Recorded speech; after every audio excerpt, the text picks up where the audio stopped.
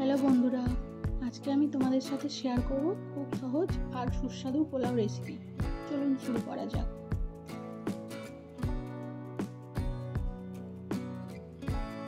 আমি এখানে গোবিন্দভোগ চাল নিয়ে নিয়েছি।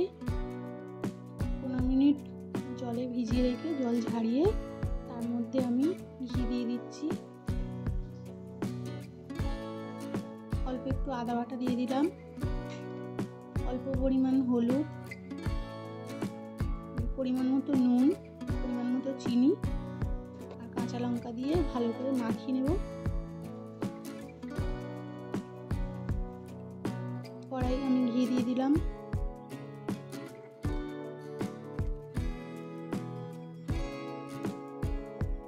তারপর গোটা গরম মশলা দিয়ে দিচ্ছি। এর মধ্যে কাজু আর কিশমিশটা দিয়ে ভালো করে ভেজে নিচ্ছি।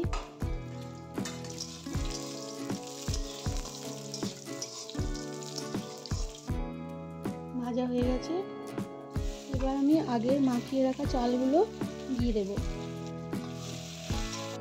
অল্প একটু নাড়াচাড়া করে নেব।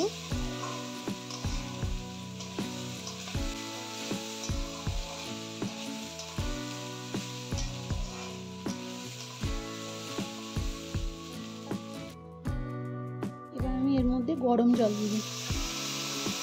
যতটা পরিমাণ চাল তার ডবল আমি জল নিয়ে গরম করে নিয়েছি, সেই জলটাই দিয়েছি।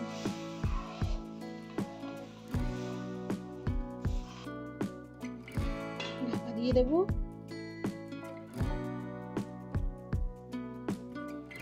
জল প্রায় শুকিয়ে এসছে, প্রায় হয়ে এসছে আমার পোলাও। এরকম হালকা একটু নাড়াচাড়া করতে থাকবো। আমার পোলাও রেডি। দেখুন বন্ধুরা কতটা ঝরঝরে হয়েছে। এর সঙ্গে আমি বানাবো কাশ্মীরি আলুর দম। তার জন্য আমি কয়েকটা ছোট ছোট আলু নিয়ে নিয়েছি। তার মধ্যে আমি হলুদ গুঁড়ো মাখিয়ে নেব। এর মধ্যে আমি এরকম কাঁটা চামচ দিয়ে ফুটো ফুটো করে নেব, যাতে মশলাগুলো এর মধ্যে ঢুকে।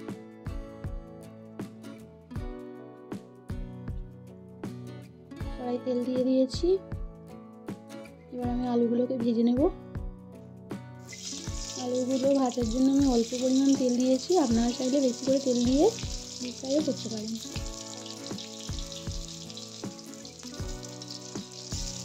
আমি এখানে হালকা আঁচে আলুগুলো ভাজবো। চাপা দিয়ে ভাজবো, যাতে ভাজতে ভাজতেই অল্প সিদ্ধ হয়ে যায়।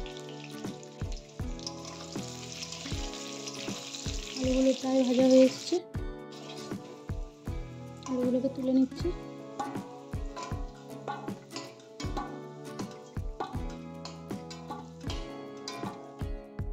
আমি এখানে আদা কাঁচা লঙ্কা একসাথে বেটে নেব।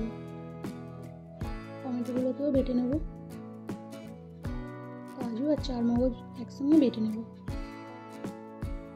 কড়ার মধ্যে জিরে ফোড়ন দিয়ে দিচ্ছি, শুকনো লঙ্কা, গোটা গরম মশলা আর তেজপাতা। মশলাগুলোকে হালকা নাড়াচাড়া করে নেব। এর মধ্যে আগে থেকে বেটে রাখা কাঁচা লঙ্কা আর আদা এগুলো দিয়ে দিলাম।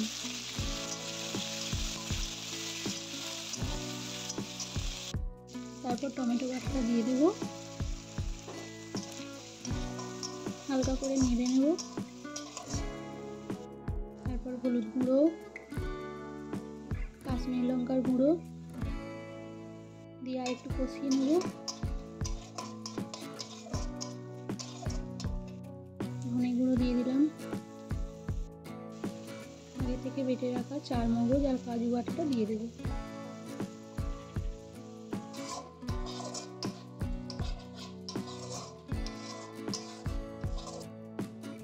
তারপরে টক দইটা দিয়ে দেব। মশলা এখানে প্রায় কষানো হয়ে এসছে। নুন দিয়ে দেবো। যেহেতু আমি টক দই দিয়েছি, সেটা ব্যালেন্স করার জন্য একটু চিনি দিয়ে দেবো।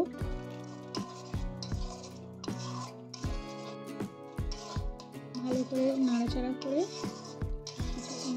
মশলাটা কষিয়ে নেবো। এবার আমি বাটি ধোয়া জল দিয়ে দেবো।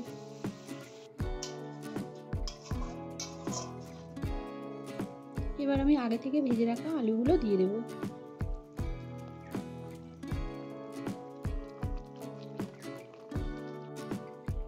আলুগুলোকে সিদ্ধ হওয়ার জন্য কিছুক্ষণ ঢাকা দিয়ে দেবো। আলুগুলো সিদ্ধ হয়ে গেছে, অল্প একটু গরম মশলা দিয়ে নামিয়ে নেব। গরম গরম পোলাওয়ের সাথে আমার কাশ্মীরি আলুর দম সার্ভ করার জন্য রেডি। ভালো লাগলে চ্যানেলটিকে একটা লাইক, সাবস্ক্রাইব করতে ভুলবেন না।